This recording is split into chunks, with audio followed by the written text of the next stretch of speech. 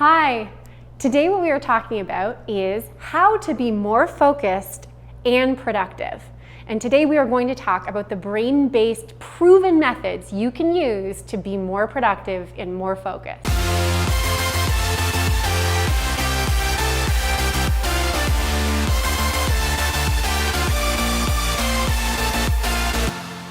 So this is one of my favorite topics, partly because it's of huge interest to me. Throughout my career, which was 10 years in corporate, and then as a professor, now as a speaker, and with private clients who come to me all the time and ask the question, how can we use our brains better to be more focused, to be more productive, to get more out of ourselves, to get more out of our employees?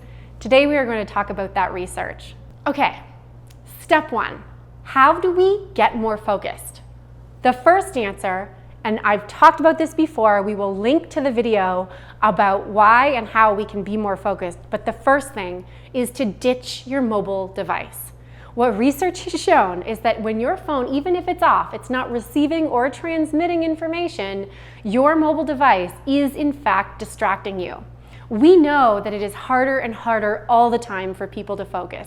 And in fact, we've shown that attention spans have decreased over the last 7 years in accordance with how fast technology has increased. And so as we see innovation in technology, we actually see decreases in the ability to pay attention and to focus. Well, if the average American male has about 7 seconds of working attention span, it's said that the average goldfish has 8. Not good news for us.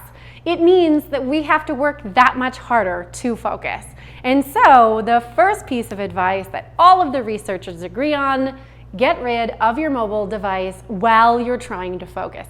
Put it in another room, turn it off, make sure that it is not capable of distracting you. The second piece of advice is that we should not even attempt to multitask. If you want to be more focused, what you should do is single task. Is take any of your temptation to multitask and actually focus on one thing at a time. There's a brain-based reason for it, and it's this. In fact, the brain is not a simultaneous processor. It doesn't do more than one thing at a time. Your brain is in fact a serial processor. When what you do is you try to multitask, what you're really doing is something we call code switching, and code switching actually decreases productivity and increases stress and stress hormones. So if you want to be more productive, more focused, start by making sure that you single task, ditch the multitasking. Next, if you want to get focused, what you need to do is give yourself time and space. By that, what the research shows and what I mean is that you would actually give yourself the opportunity to focus. The first piece of advice that we focus on here is to give yourself space so that you aren't actually being distracted by other people. Sometimes what that means is you might put yourself in a different room, in a different office, in the corner of a library, wherever it is that you can focus. Is really important that you give yourself that time and that space to be able to focus. It's unrealistic to expect that you would focus in a really busy space where everyone gets to interrupt you, where your phone is going off all the time, and where you're being forced to multitask. So we definitely want you to give yourself time and space and to set boundaries so that other people can't just come in, your phone can't just go off, you're not just constantly being barraged with a series of distractions. So give yourself time and space to focus. All the research shows that you'll be that much easier to get into a concentrated flow when you actually set those boundaries and allow yourself that opportunity. Okay, so now that you're a little bit more focused, or we know how to get you into focus, the question is, how do we make sure that you're more productive? Here's the first thing. You cannot hope to be more productive if you are not well rested, not well fed, not well hydrated. So that's where I'd start. If you really have something big you want to get done, you want to get focused, you want to be productive, make sure that you are well rested and that you have enough water and that you're not really hungry or that you're not otherwise physically uncomfortable. That's going to be the first key to making sure that your brain can perform. The next key piece to getting more done and being more productive is entering into a state of flow. Now, Flow is a state that you know you've been in before, a state that feels like being in the zone when you feel like you're having a really good time and you're really getting things done quickly and you're really making progress. Flow is an awesome state of mind. It's an awesome state to do work. And in fact, the theorist named Csikszentmihalyi said that this was the ideal mindset for how to get work done. However, getting into flow is challenging. The way to get into flow is to do work that you enjoy. That's not always possible, is it? Often you end up with work that you don't enjoy or that you are forced to do. And so being more productive and getting into a state of flow, one of the key pieces of advice out there is, if you don't love what you're doing, to figure out what you do love about what you have to do. Let's pretend that someone else gives you a task, work you don't necessarily enjoy. What you should do is think about what part of that work you do enjoy. Because when you are having fun doing work, or you are enjoying the work that you have to do, you're much more likely to enter into what Csikszentmihalyi said was the ideal state for productivity, which is a state of flow. Many people find it easier to enter into a state of flow when not only distractions are less, but when they are at their freshest brain self. When is that? There is a lot of research that corroborates that the ideal hours for entering into flow and for being the most productive are actually long before the business day starts.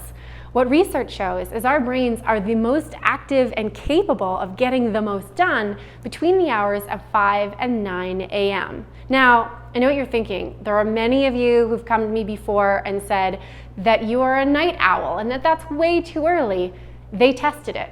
And in fact, most people, that is exactly the time in their circadian rhythm when their cortisol levels are just right and all of the rest of their hormones are in this perfect orchestra that allow them to be the most productive. So try this. This week, try getting up a little bit earlier when the markets are closed, when no one else is emailing you, when nothing else is happening, and see how productive you can be between the hours of 5 and 9 a.m. There's another reason that the hours of 5 to 9 a.m. are so critical, and it's this.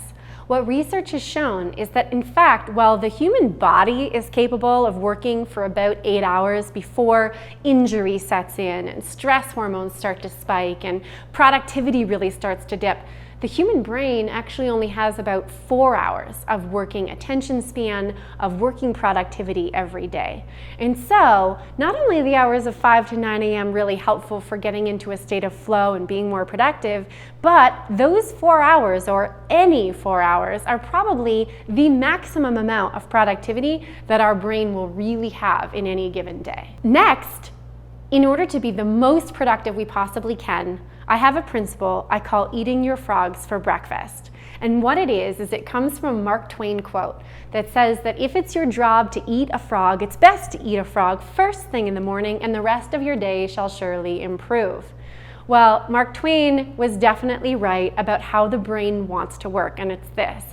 If you do the biggest, toughest thing in your day first, everything else, according to something called the contrast principle, everything else feels that much easier. There's also a neurochemical reason for that. When you do the toughest thing in your day first, you feel really good about how much you got done. What we see is the action hormone dopamine surges, and you get a little bit of serotonin, which is that feel-good hormone. And depending on what the activity was, you might get a little bit of endorphin release, some enkephalins that make you feel all over really good. The idea is that if what you're doing is you're getting the toughest thing in your day first done, it allows that your whole hormonal system rallies toward being more productive for the rest of your day. And that is what the research shows.